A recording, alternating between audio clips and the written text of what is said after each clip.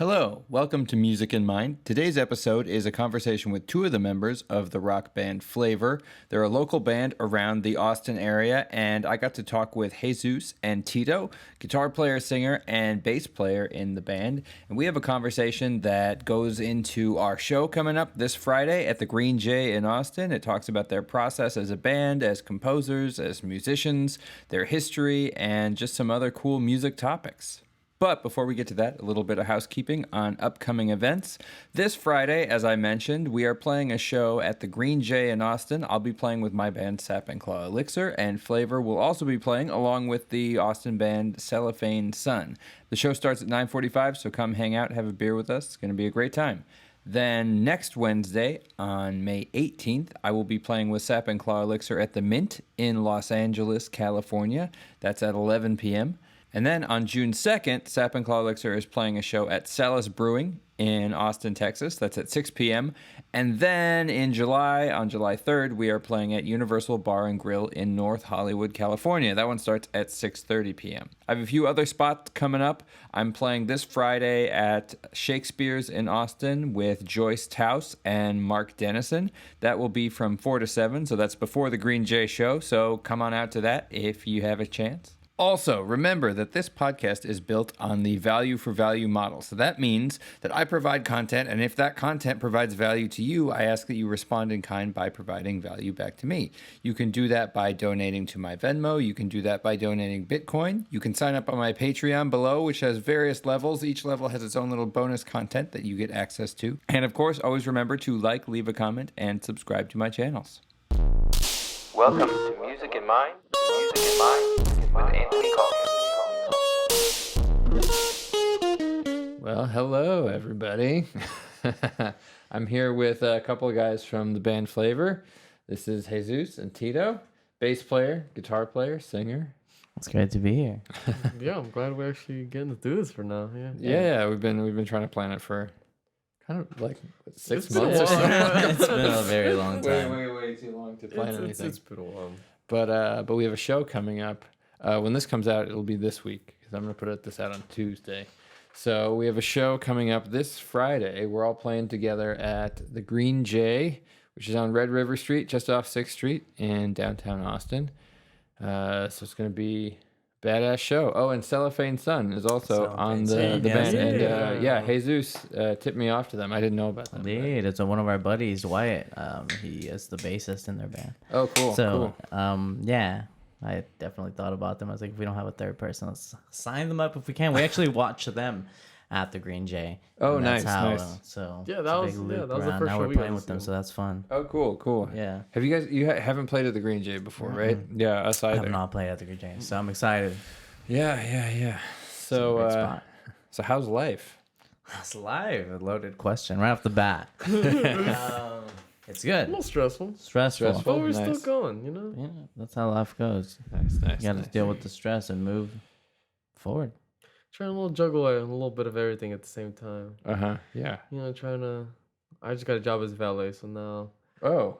Yeah. Where you don't have to say, but you got a job somewhere. That's all right. You don't. Yeah, let's redact that. The name. We'll just bleep it out. Well, it probably wasn't a job at a place called valet. Oh, unless no, it no, happened. I'm a valet at valet. Valet co. Valet co. Valet co. Yeah.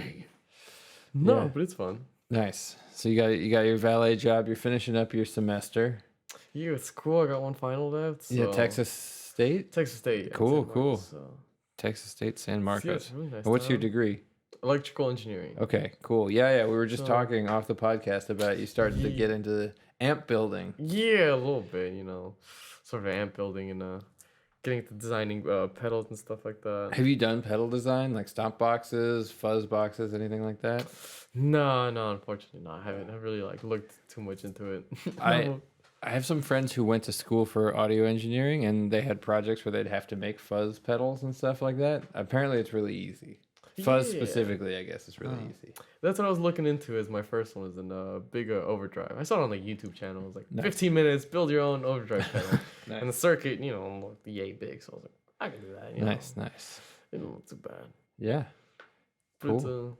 it's I'm rooting for him because then that means I get free pedals along the Oh, way. yeah. And be like, hey, buddy, I could use a new one.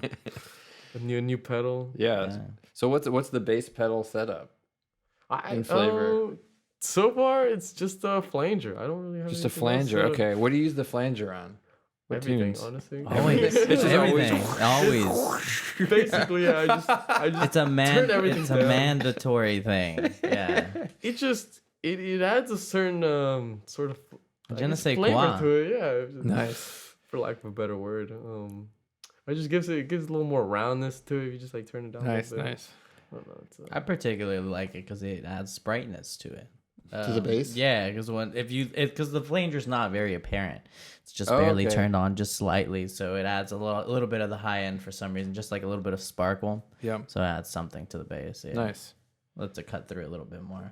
Yeah. What would you say your bass tone is in terms of its sort of vibe or its form? Because I feel like bass tones are so different and specific to the player. Mm-hmm. Maybe even more than guitar tones. Because like Ginger Baker in Black Sabbath has a very specific bass tone it isn't super sparkly and it isn't super high. It's kind of like a little bit squashed in the middle with a little low, and there's like Victor Wooten that's super squashed and sort of almost buzzy. Yeah. A little high end. I came from a classical side, so I played a lot of like tuba baritone. So for me, like the sound that kind of hits my ears is the more like did you mellow study round. you studied tuba? A little bit, yeah. Cool. I played for about a year. Oh man, that's So great. that's kind of where the bass comes from, I guess. Yeah. But yeah, so that's sort of that mellow, just big Yes. warm sound. with a kinda comes whoosh, up. with a Well, flange. in extra, it. extra Flange little. Yeah, exactly. That goes Yeah, on yeah, there. yeah. And what about what about the guitar end of things? My literally almost nothing. Nothing? Usually the guitars are usually dry like bone dry. Dry. Like Wait, bone what? dry, like nothing on them. Usually. Probably overdrive, right? Well, yes. I'm sorry. I don't include that because I don't even plug it into the amp. I just go straight. No, I'm sorry. Got caught lying. Yeah, no. I just usually there's not many pedals on my pedal Yeah. board. There's only delay, reverb, and chorus. I think. Okay, You have nice. an EQ, whatever. I don't really use the EQ to EQ the actual sound. I use it for a boost.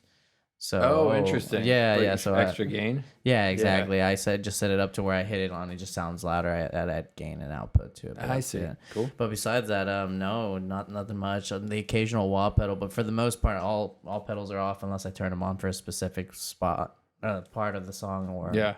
a song in particular. And is there anybody's sound that you're That you like that you feel like influences your sound? yeah, definitely. I mean, definitely the '80s tones, which is weird because Yeah. I don't really listen to it as much as I used to, but the sound just definitely stuck.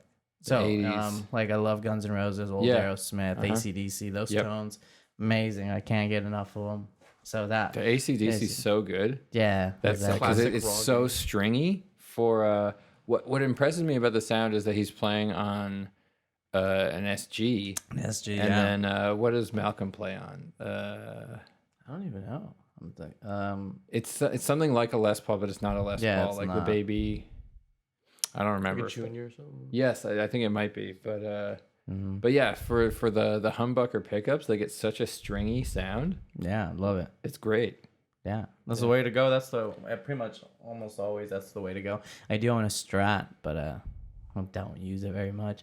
Granted, when I bought it, it hasn't been the best guitar, so Yeah. I needed to get set up and whatnot. So it makes a huge difference. But I haven't gone to use it too much, Nice. and I don't get along with it with Strats as much. I have that guitar right there. For anybody listening, I have a hollow body Ibanez Sunburst. I do not get along with that guitar. It's a nice one though. It is a nice I one. always I, enjoyed like it's the very look of it and like the way you play it. It's great, but I fight with it. I bring it to gigs like when I do solo like cover gigs, just accompanying a singer, where I don't want the full electric sound, but I want enough electric so I don't bring the acoustic. It's like a good mix, so I play it a lot, but I fight with it all the time. Such an annoying guitar. Yeah. And what about you? I know you do a lot, right, with your pedals. Oh I yeah, mean- on the banjo. Yeah, I was gonna say on your banjo, you definitely have quite a bit going on. What's on your board? Well, actually, I use a It's a GT1, so it's a multi-effects pedal and an amp modeler. Oh, okay. Yeah, Sweet. yeah. I used to have a bunch more pedals, and then my car got broken into, and I lost them all. Oh And shit. so I was like Damn. mad, and then I haven't invested in rebuilding my arsenal. So Okay. Dang, that sucks. happens. I got it happen here. no, that was in Long Beach, California. Damn. Damn, California. Yep. Well, I'm happy to be here in Austin, Texas, not in California. There you go. Yeah, Gotta love Austin. it's good. It's good.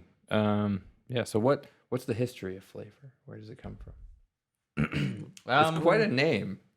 Yeah. The name is actually completely. I think it was just random. Honestly. It's almost quite random. It was like one of the first couple rehearsals. We were like, guys, we need band names, and then We what threw was out a like- bunch. They were all really bad. one of them really was like super bad. Azbula Rasa or something, and I can't. I didn't even remember that. I don't remember that I don't stuff. know. But I remember at one point. Some random one. Yeah, I like you back away from that topic. I don't remember anything like that. That sounds ridiculous. We didn't know how to go about it. So I'm pretty sure Israel, which is the drummer in the band, I'm pretty sure he's the one that named us. He said flavor, and it all just kind of stuck because we didn't know what sound we were going for quite yet. Because we have quite a few different songs. We have some harder rock songs, and then we have some random ones. So like now we have some reggae thrown in with some other songs that are more flamenco based and stuff like Cool. that. So we just stuck with flavor because it's just kind of like we decided it's kind of whatever we feel like giving to you because it's like no matter what, it's still coming from us. It's gonna be the same flavor. Yeah. It could be genre jumping a little bit. Just a little bit of everything, I guess you could say. Nice. Do you So we're study trying to do flamenco? I love it. I listen to it, but Okay. I don't know how to. I haven't studied it. No, Oh man, I know some techniques here and there, and that's about it. it's hard. It and is. like the forms, I took a few lessons in Amsterdam a long time ago. What? I love Amsterdam. Yeah, it's a great city. My favorite city. Yeah. Have you spent time there? Yeah, a lot of Nice. times. Oh, I've me been there too. like 3 times. Yeah, cool. Yeah. Yeah, I have family there, so I used to go a lot. What? You have What? family there? Yeah. What? How does that? You- Wait, what? It's great. Like when I was there. 17, like they have a flat in South Amsterdam, and so I went there, and my aunt would just give me errands during the day. She just a list of things, and I got a bike, and so I just like biked all around the city doing errands for them. So I like learned the whole city really well. Yeah, It was there pretty you fun. go. Just like wander around at What? night. It was great. Running some errands. Right. That's not a bad idea. It was What kind of great. errands does she got you running? Just like the grocery shopping and like She needs somebody around the house. Yeah, I think I exactly. could fill in. I definitely could fill in. I can run some Oh, I errands. wouldn't No mind. problem. yeah. But yeah, so what how much time have you spent over there? I've spent some time. So Nice. I've been a total of 3-4 times. And the longest I stayed was a week Okay. in Amsterdam, Cool. particularly. So I've in total probably a little less than a month. Uh-huh. But I love it. So It's such a good city. yeah, and most of my trips actually I didn't mean to end up there. I just Oh, kind of interesting. happened. My flight landed there, and I just stayed for a couple of days, and I love it. So I just stay for Nice. longer. Yeah, but I would go back. Nice. Well, what were the trips then? I went to Paris. I went to Belgium. What was it? I always forget the one in Brussels. Uh-huh. And then I went to Spain. I went to Barcelona. I Oh, stayed there cool. for a week. And then I stayed at like a little place called the Floresta right outside. That place was really dope. It's kind of just in like a forest, kind of. I don't know how to explain it. But the town was like 15 people. I swear to God, I didn't see like anybody there. Yeah, there was like one store. Was it in Spain or in France? Yeah, it was like Okay. right outside Barcelona. Okay. Cool. I had to you had to take a train down there, and from the train we walked to like it was an Airbnb. Okay, So that's where we nice. stayed. But yeah, we stayed in Barcelona for a week, and then we went out to the Floresta. I think Nice. that's what it's called. Yeah. Did you play there? No, I didn't play anything. No, I was there with my girlfriend at the time. So Okay. It was more of a love trip. I see. Yeah. Sounds romantic. It was. Not bad. Did you play in Amsterdam? I did not. I didn't do any Dude, they kind of like music so much in that city. I know. We went to clubs and stuff. I got to visit. I saw some like live shows, but I didn't Okay. get to play or anything. They love experimental music there too. Yeah. It's like I don't even know what you to can call go it. so crazy with music.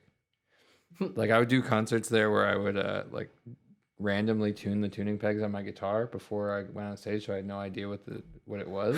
It was just like whatever and just noise. Sounds like an adventure right there. It's great.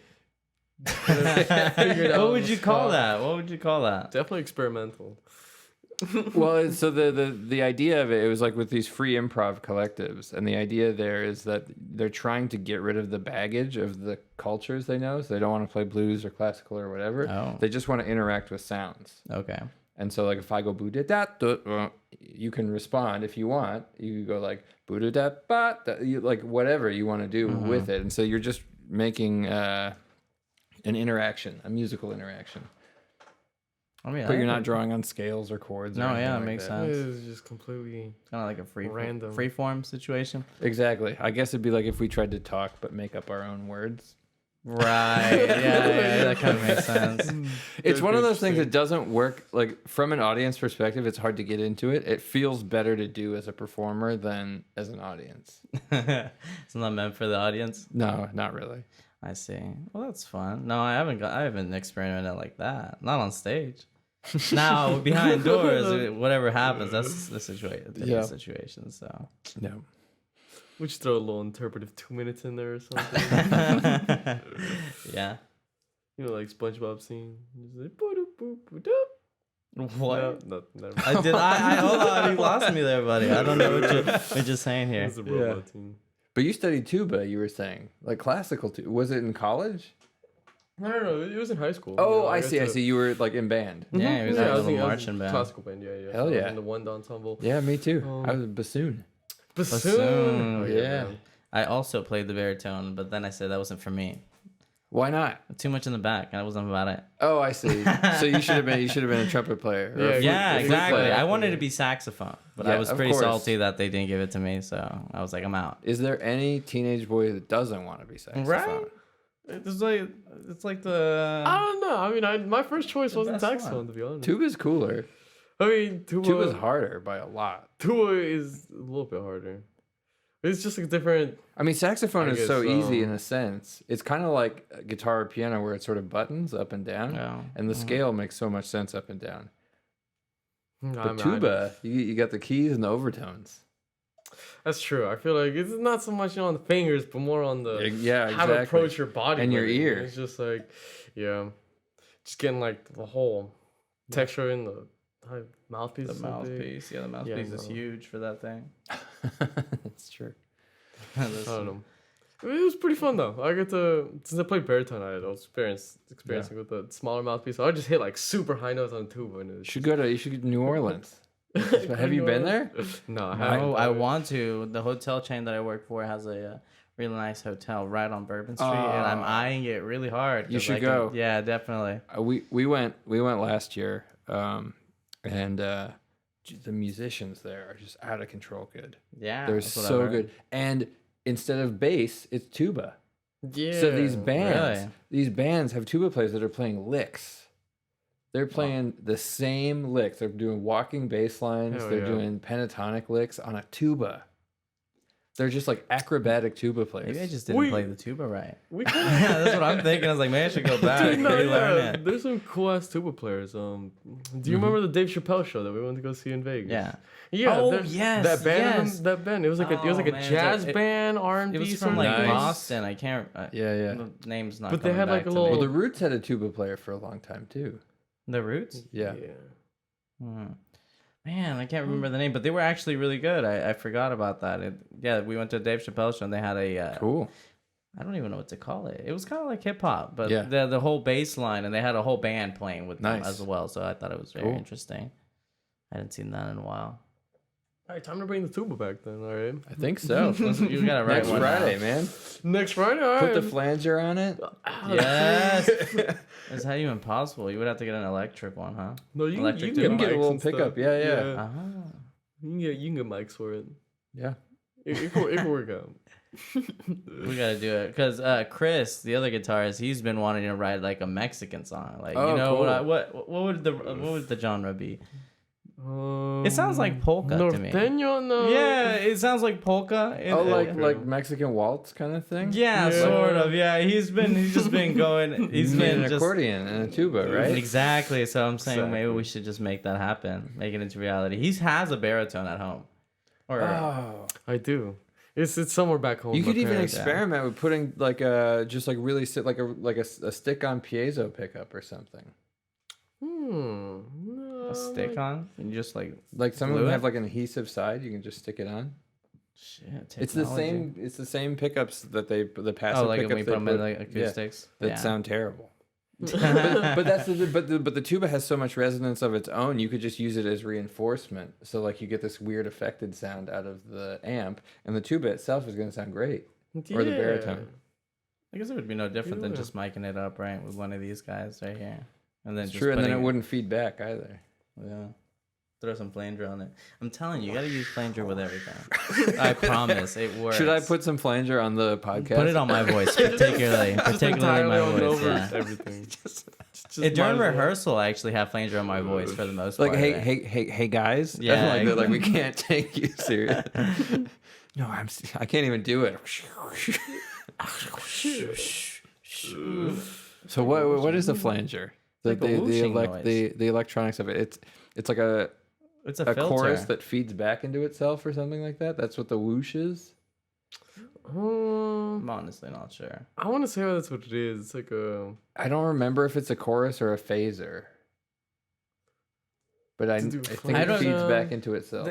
Chorus and And so- phasers are basically the same. Like, I feel like they almost sound the same, just slightly different. There's something, one copies the sound and one like they do something specific I that's think the different. flanger's more swooshy. If that makes It is any definitely sense. more swooshy. We're making up our own words now. See what's happening? Swooshy. Swooshy is definitely a word. It makes sense, right? If anybody is listening to this, yeah, they would understand what swooshy is 100%. I think a chorus changes the speed very slightly of a copy of the original signal. So that's why it's like out of tune or something. So Yeah. it uses a low frequency oscillator to control the speed of the playback or something like that. Mhm. Well, it's not playback because it's, anyway, never mind. There's way You beyond can, my... yeah, I was gonna say you can play with like phase shift and all that stuff. I don't know. That's I mean, you're not the a- electrical engineer. Yeah, I'll That's defer what- to you on that. I'm waiting one. for you to know these things. I'm about to get into it. I've just been going through school, so now that I'm done with that. Oh, I'm you don't mean gonna- right I'm now. gonna- You don't mean you're about to like Hmm. lay some knowledge on. No, I can't. Not yet. Not yet. Okay. Nah, yeah. All right.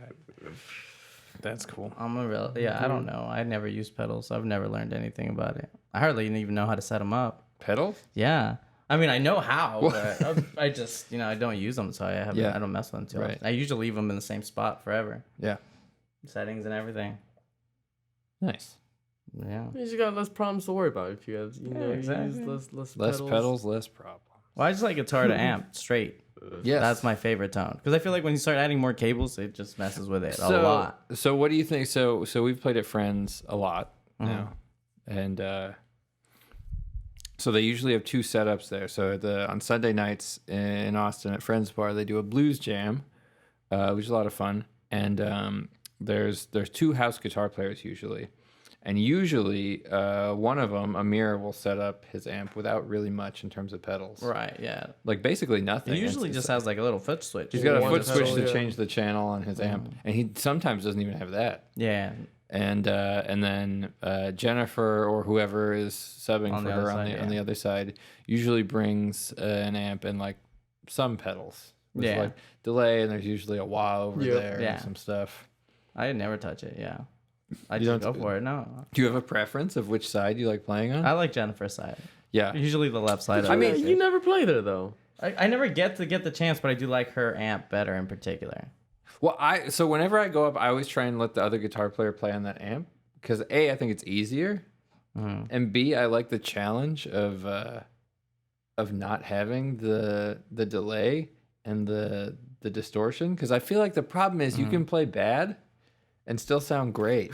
Just a little. Because What's like the one problem note there? has, especially with enough reverb and delay, just has so much oomph behind it. Yeah. you can just hang on one note. Whereas on the other side, one note, it's like It's like, you got to do something, man. A little bit. Yeah. I don't see Gotta the come from problem the here. fingers. Yeah, I was like, I like it, not having to think about it too hard. Yeah. No, I don't think there's a problem. I just like the No, challenge no. of it. Yeah. I like her amp particularly. It's a little bit more aggressive. Yes. Yeah, he always sets it up really not at all. Well, it's really sensitive. Yeah. And it gets really loud. Well, my guitar fast. has really passive pickups, so my Yeah. guitar in general doesn't have a lot of output per se. So I have to have the amp do it. Yeah. And his amp is not set up that way, so that on top of my passive pickups, it just sounds too clean for me. Yeah. And I'm not a clean player. No thanks. Yeah. I will do it. I'll do it.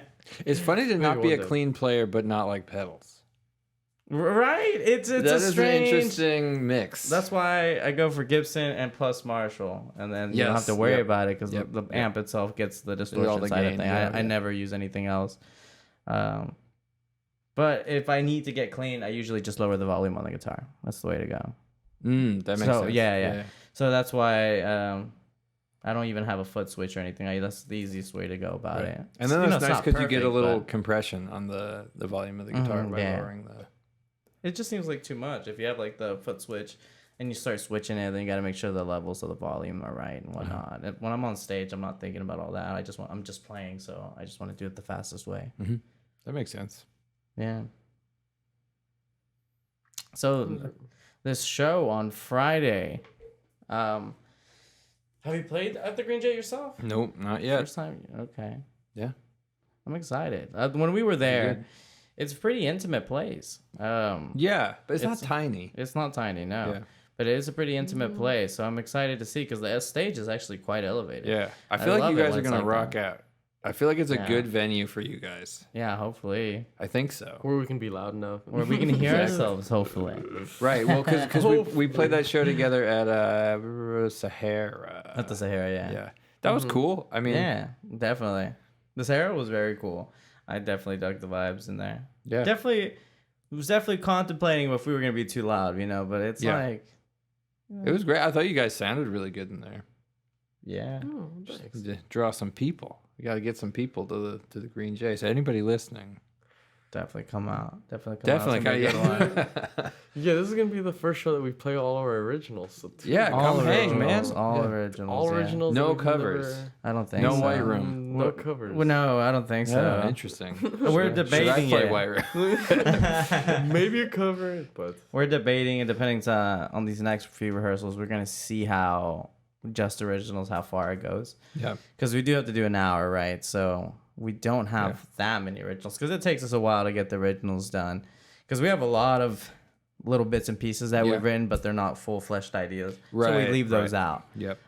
We have like maybe 6 or 7 songs, but they all are super long when you play them live rather, because we stretch out the solos and we like to mess around on them. So I think it's gonna be enough. But if not, we'll add like maybe a cover or two, maybe to start the set off. Nice. Depending. Nice. regardless, it's gonna be a good show. It's gonna be a great show. I'm like super excited about I it. am too. Yeah, it's gonna be a bunch of buddies of ours. Everyone's gonna have a good time. It's a good hang. Yeah. Have you listened to Cellophane Sun at all? A little bit. Yeah, they're pretty good. Yeah, their EP on Spotify it's pretty nice. Yeah. They dropped it recently, right? Yeah, a few months everybody. ago. So what about you guys? EPs, albums, concept albums, double albums. No. Right, yeah. All of Not it. quite, huh? All Not of it. quite. Doing it all. All at the same time. We're releasing 6 albums. All at once at the same time. They're all gonna be named the same thing. Just 1, 2, 3, 4. Yeah. No, we're waiting because honestly, this one's on me. I'm kind of a perfectionist. I can't. Because see, the thing is though, like we're still switching some lyrics out here and there. Yeah. We sometimes don't sing the same lyrics. I like different Okay. shows. They'll be roughly the same, but I'll switch them up sometimes here and there. But I'm trying out different things, see which ones sound better. So to me, it's kind of weird to like put out a single and then maybe backtrack on it a little bit or something. Yeah. But that's maybe just being perfectionist. It's always been like that for me. I mean, I think there's multiple ways of going at it. Because like Nathan, the bass player in my band, I feel like has that very picky attitude. And then I have a more of a practical attitude of like, so we about a month ago we recorded 5 tunes for an EP, and we had 3 days, and it was this thing where it was like, Jeez. I had to keep us on, and it was like, if a recording take here? isn't perfect, if a take isn't perfect, at a certain point, we're gonna have to keep moving. Right. Like we're gonna have what we have, Yeah. and there's a practicality to having something out there, like especially if you're trying to get shows and get festivals. Yeah, it makes sense. Having something on Spotify helps to elevate the look of your emails and all that. But it's a balance, because if it sucks, then that's going to detract from you. That's why we were hesitating. But I feel like I'm not in a rush, right? Nothing's finalized yet. Everything's still kind of a work in progress. I feel like if you have everything set out in front of you, it's going to be easier way of setting up a roadmap down the road. So like say like right now we have 6 or 7 songs that we're going to do at this next show that we have already set up. So then from there, we're going to decide which ones get the, the crowd hyped up the most, which one is going to be the friendliest to do like a single per se. You know? And we have ideas, right? So some of our older songs are completely done and set. So we're probably going to release those soon. Okay. But we have to debate on Cool. logistics as well, because technically we can do it at home, we can record it at home, but also I know some studio people, so it's like why not exactly. So just depending on I mean, it's a big project. It's a big thing. It's a project. Stamp your name getting on it. everybody in there at the same time is a rough one. We have trouble enough as it is, just trying to rehearse. Rehearsing is it's like trying to get all of us together in the studio. It takes some time. So what is the creative process of Flavor? It's really random, actually. It's not specific. Just kind of like somebody has an idea and we just roll with it. So it's collaborative though. For the most part, yeah. So it isn't sort of a single spearhead writer or anything like that. Not necessarily, no. So somebody will have an idea. Chris or Jesus will have like this cool riff or something. And then that's kind of like riff-based, man. It's great. It's riff-based, right? So it's just like, hell yeah. Like, play that again, Play that. I won't.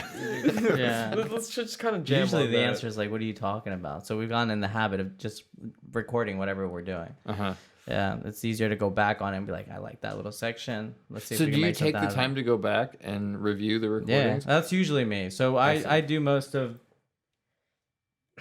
like the editing, I suppose. Right. So like in a sense, I'm the one that takes all the pieces and I put it together, and then I like hand it over to them and be like, all right, this is what I came up with, and then that's when we get together, we sort it out in person, and we change up the parts as we see fit and whatnot. But that's usually the creative process. But sometimes it's random, right? So I don't know if we should be saying this, but sometimes we'll be in a certain mood in a night, a couple beers deep and whatnot, and something will pop up on those nights. So and then we'll roll with it. And then sometimes it takes months to finish a song. And then, for example, the new song that we just played at Bucks recently, it's called Gaslighting. We literally wrote that one in a day. Nice. So it's kind of random. Did you post that one? I posted it today, actually. Yeah. Oh, okay. It's a new one. I've just been kind of like teasing that one, it. Kind of has a reggae vibe. It's like a reggae vibe. Yeah, I saw that. Definitely today, a reggae song, and it's a joke song, but at the same time it's a real meaning behind it. So it's a funny story, because the way we got the idea for that song was we already had a little reggae jam that we like to play. But in terms of gaslighting, it's a real serious thing, Right. So I fucking hate gaslighters. It's whatever. Anyways, so my friend, it's okay. So there's an okay thing to hate. Back when I was in college, there was this moment where I may have or may not have ate a pot brownie, and it fucked me up. I was really, really high, and I decided to make these Mama Rosa pizzas. And if you don't know what these are just like these tiny little pan pizzas. They're classics, man. They're classics. You get like They're 4 so of them good. for like maybe $3 or something. They're like little tiny ones. I don't know these. Yeah, they're in the freezer should. section. You They're should. not the best, but I was in college. We did what we had to do. But I made some, and in the household that I was in, we were all very protective of our food. Okay. Anyways, so while I was really high, I decided to microwave these pizzas. And while I was waiting for them to be ready, I was too high. So I was like, I'm going to lay down. So I lay down and I fell asleep. And when I woke up, I found the plate in the sink. And I was like, hell no, I didn't fucking eat these pizzas. Like, who ate my pizza? So I immediately blamed my roommate. Nice. And he says, no, I didn't fucking eat them. Like, you ate them. Like, you were just too high. I was like, no, I didn't fucking eat my pizzas because when I got up, I woke up and went straight to the microwave, opened it up, and I was like, where are they at? And then I saw the plate in the sink. So I was like, you ate them, motherfucker. no. And to this day, it's been like a 5-6 year debate, and he will not let up. And so you feel like super gaslit. Yeah, exactly. Exactly. And Like, he fuck this swears, gaslight. and but he's the asshole to do. He's the asshole to fucking I think do it's something like hilarious that. to write a song against gaslighting about pizzas. Exactly. That's what's hilarious. It's not like I was in right? an abusive relationship. No, It's like, not at it's all. fucking pizzas. It man. is an abusive relationship though, because I want to know, but he won't let go of it. So I'm starting to think maybe he was our third roommate. He was never really at home. But Oh, I see. You didn't. There's sometimes there was times where there was other food missing, but Maybe you should open up that investigation. I just don't believe it because this other friend of mine, he's an asshole, so not he would quite definitely do something like that. Oh, I see. It would make you feel like you're going crazy, and to a certain extent, I am. I'm like, I could have not been that high. Like, it's Right. I smoke kind of off. So he's yeah. like gaslight succeeded. Yeah, exactly. So he's gonna take that to his grave, motherfucker. It's been so going on we for use it as a years. double like entendre situation where it's also gaslighting, as in we're smoking gas. It quotes around the gas. Nice. So yeah, so that Smoke song's kind of gas. silly. So that one, but that one took us like a day or so to write. But some of these other songs, like the roots, are like years back when I had some sort of idea and I brought it back and I was like, hey, what if we do this? Cool. And then we just kind of rearrange it, kind of like a puzzle piece. I feel like kind of like painting, where sometimes you just gotta add like layers on, and eventually you end up have some sort of like Yeah. like a picture. This guy does most of the lyrics though. Oh, cool. Yeah, I've kind of had to. Do you do Take lyrics on ahead of some of the time? lyrics. Outside, after? No, a lot of it has come. Oh well, a little bit of both. So some of the songs have just been kind of like simultaneously. So I like see. I would just be kind of like writing, I guess, Yeah. like a poem or something, and he'd be playing guitar at the same time, and it's just like, okay, this kind of actually sounds cool together. Yeah. And then that's kind of one of our I songs see. came together. But a lot of the times I'm writing lyrics after the fact. So like after we've Interesting. already written music, because we're not lyricists, like Right. I'm not a singer, he's not a singer. So But you're all singers. In spirit. Okay, what do you think about? Sorry, keep going. I have a question. I was gonna say, so yeah, so we're a jam, we like to jam. Jam. So we come up with music a lot Yeah. of times first, and then the lyrics Right. kind of come after. So the question is, what do you think about the idea that music is first and foremost about voice? No. I like it. Okay. Hey, yeah, good. No, it's a quick no. I love it.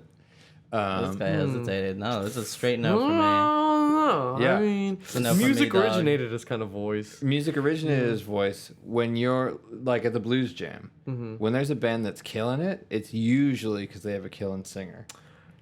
No. But that's for me, right? I'm a little bit biased in this sense. but- I might have to disagree with that one. But most lead instruments are imitating the voice and doing similar things as the voice. The way it bends, even Right. distortion has to do. I would argue that the reason distortion feels expressive is it's a raspy voice. It's a blues voice or something Right. like that. Mhm. Or a violin is expressive because it gets that rasp in it and then it gets that really pure tone.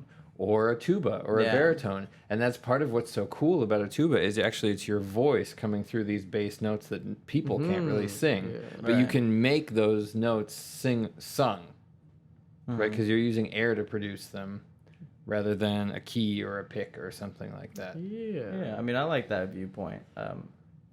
Although I think the voice is just carrying the melody. So to me, it's all about the melody per se. Right. So to me, it doesn't matter which instrument's carrying it. But Some- even a bass, like a good bass line is kind of sung in a sense. Right. Right, because a good bass line is melodic too. Yeah. Like a bass player that just hangs on the root sucks. Right. But if they have some licks, if they have a little bit of melody under there to support but also augment the things above. Yeah. To me, it's really random what I get attracted to in certain bands because sometimes it will be the voice. Don't get me wrong. Right. Some people are fantastic. And, Right. But sometimes it's like the drummer for me, you know? Sometimes, like even at the blues jams that we've been to, sometimes a certain drummer will come up. I'm like, holy shit, that guy fucking killed it. Yep. Because I put myself in their shoes and I'm like, I would have loved to play with that guy. I was like, that guy was on point the entire time. Yeah. And to me, that'll make it, you know, sometimes. Sure. I kind of see it as just a collaboration of everybody, you know, like the voice is just really just another instrument of a band. Right. Yeah, I don't see it really as the main focus. Well, of, I guess what I'm saying is that all instruments are voices. It's all about the voice. Yeah, so And like, exactly. like if you go back to Bach or whatever, they didn't even use chords. They didn't think of C major chords. Chords were just the consequence of the fact that 4 people are singing together. Yeah, and those are the notes that sound good together. And so he would never say it's a C major chord. He'd be like, the high voice is going to go up to a G, and the middle voice is going to go down to a G, and then the next one's going to go to an E, and the next one's going to go to a C. And like they didn't even know music theory. They just kind of well, it was different music theory. Yeah. Well, I mean, they were writing it, so. It was just random. They were just writing it. Oh yeah, this sounds pretty cool. Yeah. Yeah. Anyway, it's an interesting idea. Also, I like the immediate no. It's so good. Just like sometimes no way, it's wrong. I'm not gonna lie. Sometimes I just don't even listen to the voice. Of course. If it's unappealing to me, I just don't bother. Yeah. So if it's there, but I just see it as another instrument. I see. Yeah. So to me, it's not necessarily. But you don't consider what you're doing vocal on the guitar. No, not necessarily. I I mean, it's just mean vocal, just like out of somebody's throat. Right. Yeah, but no. I don't see it as the main. Nice. I guess it depends on the genre, right? But to me, you know, I love rock and roll, so to me, it's like a band. It's a collection because everybody has to be pretty, I think, pretty good. Otherwise, you stand out. That's true. I mean, you play like Jimi Hendrix. He plays a lot of his vocal lines are basically just the same thing on the guitar. He's just basically just doing the same thing. Yeah, but they're all over and over. fucking great. The drummer and the bassist. But I think they're all singing. Mitch, yeah. Singing? They're all I think they're singing. Yeah. I think what they're doing is vocal on their instrument. Yeah. They're singing their own manner, not Yeah. vocally singing. Well, like when I was in college, there was a bass professor. He was this old jazz guy, Richard Davis, like a big jazz guy from the 50s. Played with Miles Davis, played with Eric Dolphy, but like a mean bastard. Like he would like kick you out of class for messing up and like, just like really tear you to shreds. Like if you didn't like break down in tears at some point working with him, like it was like, what kind of school are you going to, man? it was intense. But yeah, so basically he wouldn't allow you to play anything until you could sing it right. Oh. That's interesting. So like if you're gonna do a solo, he'd be like, stop. Sing what you're gonna play and then play it. And you don't get to play it until you can sing it. You know what? That's not a bad idea. That's bad pretty idea. Cool. We would do that in high school, actually. In high school band, all the time, our director would make us sing everything we play. Yeah. We would always do... Because you internalize it into your like body. Chord exercises, yeah. So it's like, he would always make us sing, you know, like perfect fits. Like anytime we were just like tuning or whatever, it's just like, okay, let's sing before we play, and then we'll actually be more in tune. And actually, you know, helped out. It was pretty cool. That makes sense.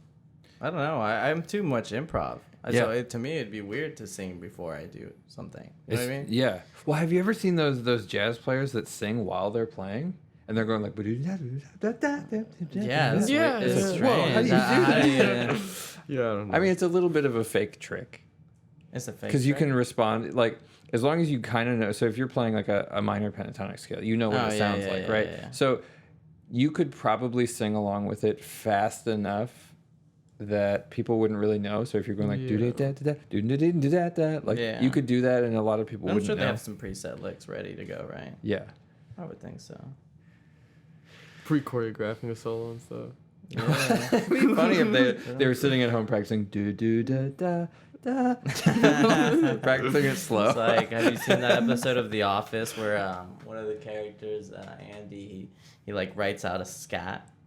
He like completely writes it out and he's like reading it off. And they're like, all right. No, that works. Yeah. No. Yeah, no, it's basically no. That's not how we roll. So what's your guys' relationship to sort of theory or structure? Depends on who you talk to, right? I think Chris and Tito know most of the theory in the band. I don't know shit. I mean, I'm a music minor, right? So I know how to get around, but I'm not fond of it. I think the more you know, the more it gets into your head. Could be. Right? There's much theories that, I mean, I don't really know much about theory. I just kind of know like what chords kind of fit it together. So it's like I can point out any major scale or whatever, you know, pick a note. I can figure out the major scale from there and then what chords fit in it. But that's basically as far as I go, you know, everything else is just, you know, rhythm and feel. Yeah. As far as that. So I try not to stick so much theory into it and just kind of, you know, just go with what everybody else is doing. Well, theory is a description, right? It comes after the fact. Yeah, exactly. It's a way of describing what happened and why it worked. I mean, yeah. I mean, you can, but sometimes I feel like I've definitely have met people who try to write stuff around music theory. Sure. Like if, say, like certain chords pull to another chord, for example, they'll have to write it that way just because they feel like it's correct. But I just see it as a suggestion. Yeah. But it's definitely after the effect. That's why I don't like really like theory too much at all. I've never bonded with it. You never bonded with it? Never bonded with it. You and theory aren't friends. I learned some things, but after a certain extent, I was like, we're cool. I passed some tests, and I was like, all right, I'll use you when I need you. Yeah. Pentatonic, that's it. But that's theory. Yeah, it is. Like knowing a scale shape is theory. Yeah, to a certain extent, but I don't actually know. For the most part, I know like my shapes, and I know certain notes, and I use anchor points to know where I'm at. But I don't know every note that I'm playing. Definitely not. Nice. I would have to think about it, and that takes way too much time. Yeah. Just 1-4-5 everything. 1-4-5 everything. It's classic. Yeah. You can find that anywhere. I was telling Tito before that there was this bass player at the jam a couple weeks ago. He said he only knew how to play shuffle blues. It was really weird. Amazing. And like only like literally. Like, what if it was just a straight blues? I shuffle? know. Yeah, I know. That's what I did. did. The same thing. So I did one that I've played with Tito. I don't know if we've played it together. We might have. I've definitely played it with Chris. He's like, heard it for sure. It's the B minor one. Oh, I think you posted it. I think I posted it. Yeah, I didn't get to play with you all that time. So that it's only got 3 chords. Most of it's just B flat minor, B flat, B flat, B flat, B flat, and then it's got this turnaround that goes B flat, G flat, B flat, F. First fret, second fret, first fret, first fret. It was way too much. He was like, please just shuffle blues. And so then I had another one in mind that just went E, A, E, the whole song. It was just an E, then an A, then an E. So a 1 and a 4 and a 1. And he was like, I don't know what you're doing. Please. I can't handle these. I just know shuffle blues. And so like that was weird. He can't do less chords either. He has to have a 1. So what can he do at that point? 5. You can do a shuffle blues, of course. But the funny thing is, like later the night, I heard him playing like Elvis tunes, and he was like playing like awesome licks and stuff. Yeah. He was like killing it. So he's like But memorizing he's so these things. specific. Yeah. He is like so weird. He only knows a few things, and he's just really good at those few And I things. talked to him afterwards, and he was like, I never learned a 4th chord. I just know the 3. 1, 4, and 5. That's interesting. I mean, that's classic, though. I mean, Yeah, he's a purist. He's a purist. That's a little bit too pure for my liking, I think. only 1, 4, and 5. Yeah. Yeah. I mean, I think the blues artist got that down. Yeah. It's true. Change it up. 1, 5, 4. There you go. I was talking with a jazz guy the other night who said that he didn't like to go to the Friends Blues Jam because he hates blues jams because he hates the blues. How can you hate the blues? Because this was an interesting thing. He said that he likes it when jazz musicians play blues, like a jazz blues, but he doesn't like it when blues musicians play blues. Yeah, because racist. Because he says that blues musicians don't respect the 5 chord. Because we use it as a turnaround, or what? You don't change your scale. You just stick in that minor pentatonic the whole time. Yeah. Versus a jazz musician will actually change their entire scale structure based on the chord. You're only there so slightly. You know, you don't have too much room. I just thought it was funny. Like, don't respect the 5 chord. It's like, Do you respect chords? I don't even see them as entities like that to be respected. Wow, that's disrespectful as fuck. I guess. I don't even see them. Come on. see them as my tools. That's it. Wow. No, I just play some shit together. If it sounds good, it sounds good. That's the way I think it should go. Yeah. With those numbered system, it's hard sometimes. Because 145 is easy, though. I can understand why he would only want to do that. Because it's like one shape on the guitar. It's so easy. Yeah. You can never miss it. So if you start adding some other ones, it might throw him off. You're like, no, I can't. I can't. No, I can't. That's too much movement. I can't. That's the thing. It can get dangerous. Yeah. Well, because I've had to like learn songs on the fly, right? And they'll be shouting like the numbered chords at you. And that's a little bit tougher for me because I don't know them as numbered chords. I was like, I'd rather you just shout the fucking name of the chord and I'll figure it out as we go. But usually it doesn't take me too long to figure it out either way. Well, there's also different numbering systems. What? So I learned, in Nashville, well, maybe, I don't know, I'll see what you all think about it. But so you have 1, 2, 3, 4, 5, 6, 7 in a major key. Right. Yeah. And if you're in minor, you could think of 1 as your minor tonic. So if you're in A minor, you could call 1 A minor. But in Nashville, they call minor 6 because it's based on the relative major. Right. Yeah. So it'd be like a C. And so a 1, 4, 5 progression in minor would be a 6, 2, 3 progression. Yeah. See, that shit gets confusing Yeah, real quick. no, I was like, don't even talk to me like That makes it a that. little harder. Yeah. Don't even tell you. Don't I'm talk leaving to the me like podcast. that. Yeah, I'm about to be like that bassist and be like, no, please, 145. I'm like, We're talking numbers and letters now. This is getting a little confusing. But I was playing. But it's true with the Nashville thing because I was playing with this Nashville like country band for South by Southwest, and they sent me the charts, and it was all like 6, 6, 2, 3, and I was like, "What is the 6, 2, 3 progression? I've never even heard of this." It's like, oh, it's just in minor. Okay. well, that's interesting. Wait, you've been to Nashville? No, they were here. Oh, they're in South by. Yeah, they just had me on the gig. We're trying to get. I want to be on that on South by this next coming year. Yeah. You have to sign up so early. Yeah. They're due by October, so I've heard. So Due by October. yeah. Well, there's also all the unofficial stuff. Like, there's so many things happening around. Yeah, it's a great time Yeah. to showcase everybody. Well, we could always just post up on the street. Post up on the street. It's the best way. I see Make a lot some of people friends. do that too. Yeah. Posting up on the street is fun. Have you done it? Yeah, I have. I've In never San done it. Marcos in the square. I've posted up before. Nice. I did it with a buddy of mine, and we definitely did. It was fun. Nice. We had this one girl just show up, and she like takes the mic from us and starts rapping over what weird. we were doing, and she was great. Oh, that's Yeah, as long so as it's it good. ended up. Well, yeah, exactly. It ended up working Right. out perfectly, but she blew us away. I was like, holy shit. That's amazing. Yeah, she's like, I got it, and we're like, all right, hand the mic to her. That's awesome. That's always the best feeling if that works out. Yeah.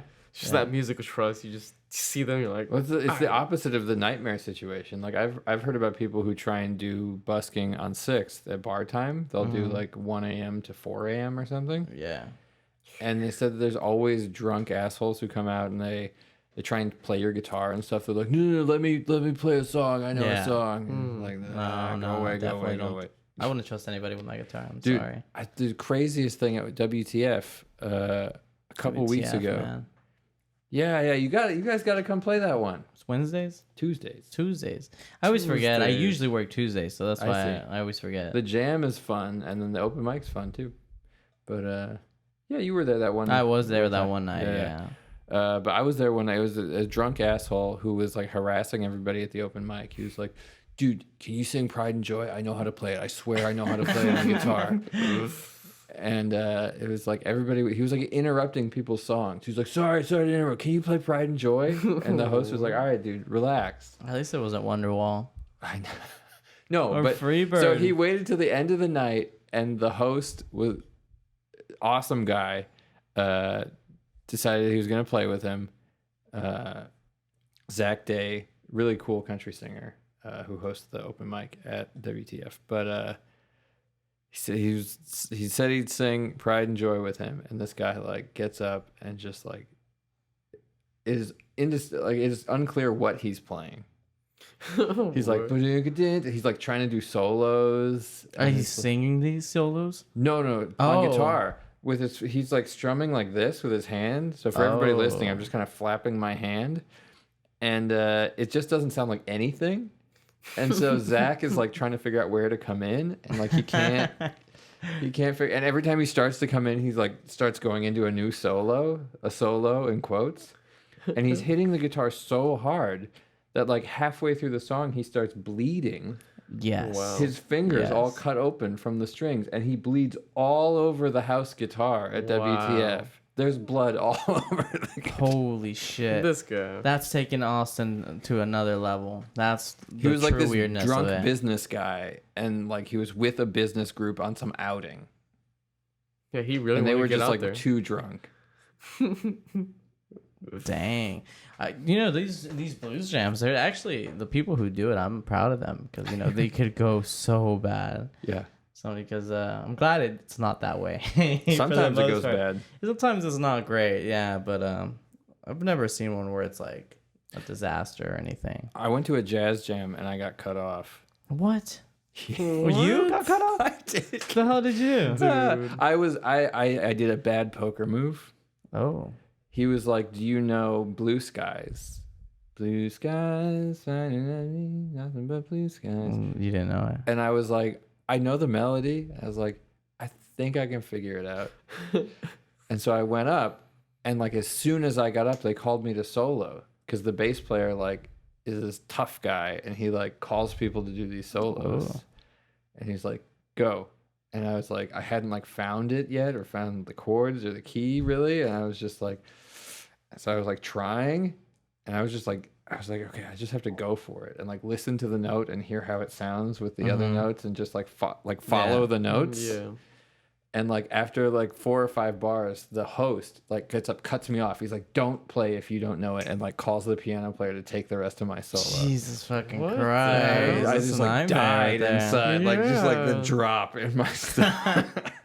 Dude, that's Middle rough. performance. I don't even know how I would react to that. And then, That'd but be like so the weird sad. thing is, after that, he then asked me to. He was like, "All right, call the next tune," which was an interesting move. Yeah, Because it I is feel an like it's interesting move. both tough but also a redemption. It's like Yeah. allowing me. He was To like, "All redeem right, yourself. call the next tune." It's like, Did you pick Pride and Joy? I was like, "I know it. I swear, I totally know it." I did pick a jazz blues, but played it safe. Why don't we learn Pride and Joy? That's a good Jazz one. blues. Yeah, that's pretty good. It's like, Why why not? don't we learn jazz? Dude, you guys, I ain't about that that's what jazz flavor life. could be. It could be you guys could become a smooth jazz. Yeah, there we go. You know, I'll pick up a clarinet or something. Yeah, I'll be down with you being the instrumentalist. I'll take over the bass. Well, you played bass at the blues jam Yeah, that one yeah, time. yeah. That was cool. I mean, it's Yeah. basically just a big guitar. It's the way I see it. Yeah. Not quite, but basically. It's basically a big guitar. Yeah. Yeah. The whole finger picking though, that's weird to me. Using your 2 fingers. Yeah. Not about it. So, but you're into flamenco. Yeah, that's why it's weird, right? Yeah. I like the picking aspect of it. Right. So it's a lot of it. I know they use their hands and stuff, but some people do use picks, and I just like the way it sounds. Yeah. But I don't pick. I don't finger pick a lot. I will, but I don't. No, it's too intense. Like just having like do Yeah. all that like super fast. You gotta have Like, nails too. Yeah, you gotta have So you can go nails. both ways. Yeah, it feels weird. Yeah, I don't know. Yeah. Seems a little intense. We just kind of I guess mock it in our own way. Yeah, we mock it. You just do the best way you can, because Yeah. it's not exactly right, but I think it sounds good. So it probably Yeah. sounds good to someone else, right? That's the way I see it. Yeah. Yeah, man. Mhm. So, do you feel like there's a scene in Texas, or like Central Texas, Austin area? Yeah, it depends. So like if you go to San Antonio, I see more of a rock scene. Yeah, that's So what I've heard. That's always exciting. Yeah. Because I Have you- do have love you me played some down there? rock. I'm trying to get a show actually down in San Antonio, but I have seen a lot of rock shows over there, so it's always fun. It's a lot. It's Seems big. like a lot of metal bands. down there, Exactly. too. Yeah, they're a lot heavier than here in Austin. Here in Austin, I see a lot more. If it's not blues, it's more indie. Yeah. That's the word for it. I don't know what else to call it. Well, because I was talking with a band manager, and he was saying that Austin has 2 kinds of music only. Stevie Ray Vaughan style blues, and outlaw country. But actually, I don't think that's true. That's not true. No. Because there's a big like neo soul pop scene, yeah. and like at Sea Boys, they have that like jazz R&B fusion stuff. Dude, the best bands I've seen have been at Sea Boys. So good, such a good place. Yeah, but yeah, so there's that, and there's like an indie scene. I don't know.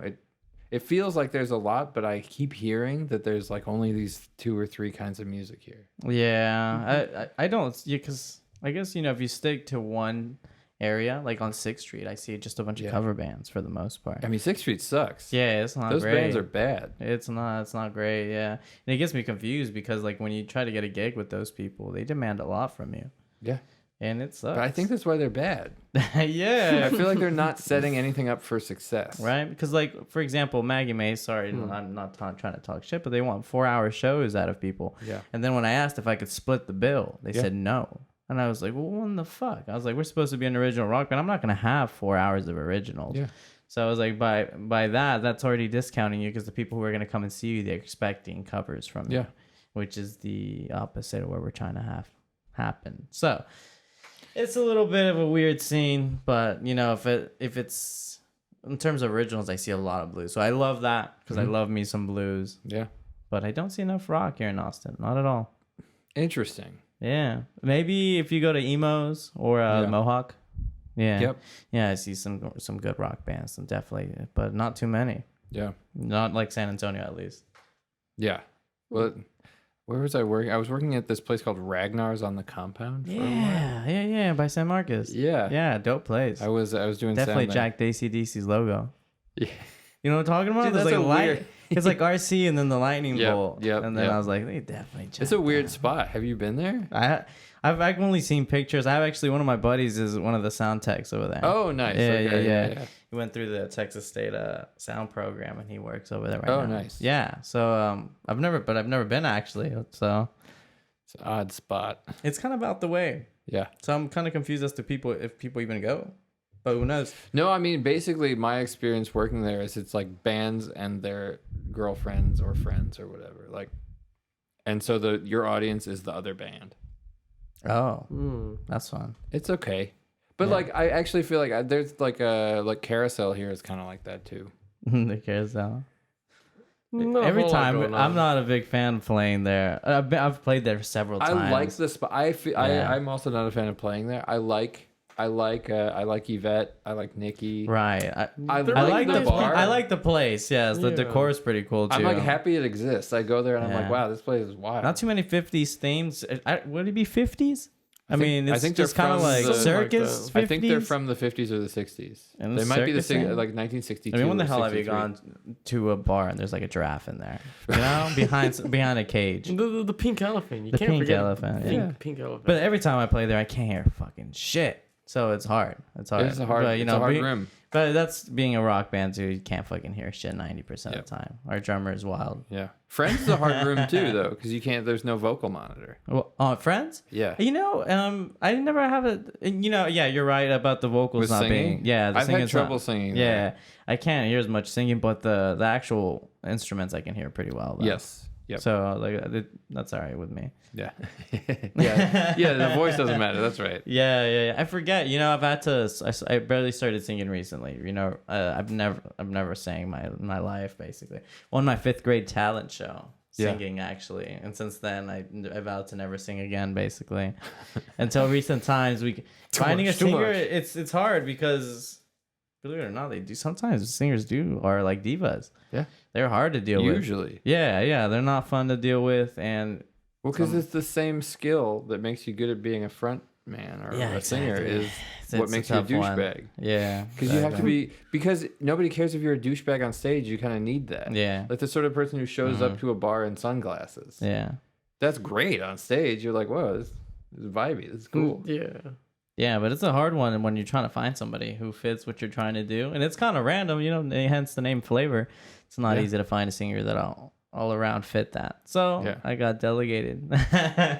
And I've learned, and it's been a fun journey though, having to learn how to do that. It's like another instrument. Yeah. Most definitely. But Tito does harmonies. Does Chris do harmonies too? No, not really. Every time I'm at friends with Chris, he starts naming songs we can do, and I'm like, oh, do you want to sing them? He's like, oh, no, you have to sing it. It's like, why not? Yeah. Yeah. He knows Chris, a lot. Chris, the other guitar player. He knows a lot of Flavor. fucking songs. He seems like it. Yeah. He'll just randomly pull one out and he'll just start playing all of it. And I was like, why Yeah. didn't you say you knew that? Yeah. Which is, I feel like my memory's just horrible, right? Because I say I don't know that many songs, but I used to be in a cover band. We used to play 3-4 hour shows, so I knew a lot of fucking songs. Dude, what do you think of that work, the cover band It's thing? fun, but it's not cool. for me. I don't know. Granted, maybe later on. Not right now, though. Not for me at this point in my life. Like, I have a few I'm working with right now, and it's like, just Like, those on sets a regular are basis? so long. Yeah. See, I don't mind doing But the long it's sets. learning the sets. Oh, yeah. That's the thing. Yeah. It's like this one list is like 150 songs. Yeah. Wow. And it's Yeah, just that's like how it was for us. getting it in your head. It's like, fine, they don't have to be perfect, but even just remembering the grooves on all of them. Yeah. Like, especially if it's one that's like just guitar and just the singer, so it's Yeah. just you and the singer. It's like Definitely, you gotta be on have point. everything. Yeah. Mhm. For me, it definitely was a lot to learn all those songs.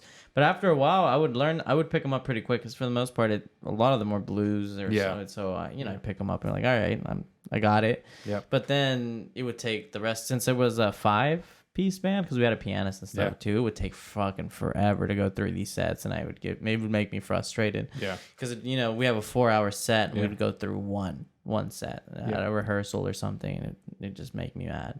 You'd go through all 4 hours? No. We try, but so there's times where we tried to, but no, we wouldn't. I feel but like I'm just saying, like, we should have definitely moved faster than we did. There's a skill in knowing what songs you don't need to do. Yeah, but they just want to do all of them. Yeah. Yeah, and it would take them way too long to figure it out. No offense to them. Some songs you don't need to do. Yeah, it's not Like, that you bad. don't need to do Tennessee Whiskey. I did Tennessee Whiskey. I did It's it. 2 chords. You don't need to do it. Yeah, exactly. It'll be That's fine. it. It'll be You know as how lo- many times we fucking practiced that song? What? It was so easy. That's why it would make me mad. But yeah, learning those 4 hours. perfect. But the money's not bad. Yeah. It really is not. The You don't money's need not to do bad. Give Me One Reason. You can just play I did that one. song also. You can just play it. It's Yeah. fine. Just right off the top. I could the guy, he said the drummer in that band that I was in, he was telling me about his experience as a wedding band. Yep. They make stupid money. Oh, I didn't yeah. know that. I guess Oh, that's yeah. the way to go if you're trying to make real money. But you got to play it perfect. Yeah. That's the thing is like, Mm-hmm. so when, like, you got to know Hotel California note for note. Yeah. Which, see, like, I've actually been pretty good about being able to do that. Yeah. Something that I was good at, was being able to play. It's note for it's a note. good skill. Yeah, it's a good skill, but it's kind of lame. I find it like, it frustrates me doing it. Yeah. I have to get in the right mindset to be like, I'm just going to sit down and do this. Yeah. Like, I was learning Angus Young, so like AC/DC solos for a while to try and just transcribe them and like learn what he was doing. Yeah. And then it's easier if I'm doing it as a learning exercise. But if it's like, I need to know how to play the full Back in Black solo for this gig, it's like, I don't want to play I want to play my solo. See, I did it for Yeah, exactly. Instagram. So because of the way that I pushed it, yeah. I was like, well, I'll just do covers of these songs. So then I would sit there and learn these fucking songs. And, do it note for note. Because if I'm gonna do somebody solo, I do want to do it justice. So I try to that do makes it sense. note for note. Yeah. But doing 4 hours of that, you can't do that. Yeah. So it's kind of rude to only do certain songs, all the way, and then some songs. Well, because then you're like, I half-assed don't it. care about that guitar Yeah, exactly. I don't care about this fucking song. And just move on. player. Yeah, man. You need another beer. I do need another beer. What does Sometimes the it be time like say? that. What are we doing? How's it going? This is Like, 206. It's 12:05. No. Sorry, the time on the thing. So we've been going for a little bit over an hour. So we call it, just have a beer, just chill out. It's up to you. Yeah. Sure. Let's I go. need to use the bathroom. So. Yeah. Definitely got to Well, that's be. fine. It's been a while, it's I been a think, while. yeah, I think we've done it. We plugged the show. What other shows you guys got Yeah. going on? Nothing yet. I emailed a bunch of places, so hopefully we get some things It's always how it locked goes, and loaded. man. It is, it's kind It's of a a grind. bitch. Yeah, it is. It's definitely a lot to Shotgun do. blasted. Yeah, but I'm hopefully after the Screen J show, then we got to see. You're gonna be which one- famous. This is gonna. Oh, I think yes. this is the show, guys. This is the show. This is the one. This is the one. This I'm inviting everybody and their mama. Good. I'm just gonna start putting my business cards out on We at the got hotel stickers. desk. We have a business stickers. card. Hell yeah. Yeah. Stickers are the next ones. Why haven't we done stickers? Stickers are so fun. Right? And it's advertising, right? Because every time anybody Right. puts We even have something- like a little logo. Shout out to Miss Avery for painting us the little sticker. I mean, it's Hey. gonna be a sticker, the little girl. If you haven't seen it yet, look at You this have little some girl. on you. All right. I always got some on me. You never know. Keep them handy. Yeah, look at this little girl. Oh, nice. Down, And down you got a your little crooked. QR? QR Is codes, that- baby. is that, That's straight to our that's Instagram? Yep. Mm-hmm. Can the camera see that? Oh, it's not too far. Can they get the QR? Can they cue? Yeah. If not, baby, just go to SM Flavor. Yeah. At SM Flavor. I'll have links for everything. I can put that QR on the screen somewhere if you want. If you send me the QR, I'll put Just it up. Click here. Yeah, I'll do Click that. here. Dude, oh my god. I did a podcast once and this guy kept going, click here, and then it's going to move over here. And he wanted me to like... Drop Have box it in there. perfectly. He's like, just subscribe right here. You know that Disney Channel thing they used to do where they like draw. Oh, where they draw the Mickey whatever? Mouse Yep. ears? Yeah, yeah. Dude, that's embedded in my brain. Oh, right should I do there. that with the QR? Like around? Yeah. That'd be pretty cool. Just make it appear. Oh my god. You're Yeah. getting too far Yeah. there. Anyway, yeah. So we got a show. fantastic. This is Friday, May 13th. This is this coming Friday at the Green J in Austin, and show starts at 9:45 with Cellophane Sun. So come out, hear all of us, hang out, have a beer. It's gonna be fun. It's gonna be Have a good one. time. Yeah. It's gonna be a good one. Get some litty. Yeah. What more could you ask? Have some good music all the way Gets till lit at the 1 Green o'clock. J. Yeah, it's gonna be great. All right, Flavor. This is Jesus and Tito. Thanks for having us. Thanks, guys. Thank you. All right, thanks for listening or watching. That was Jesus and Tito from the band Flavor. So check them out. Their Instagram is below. All their links are below.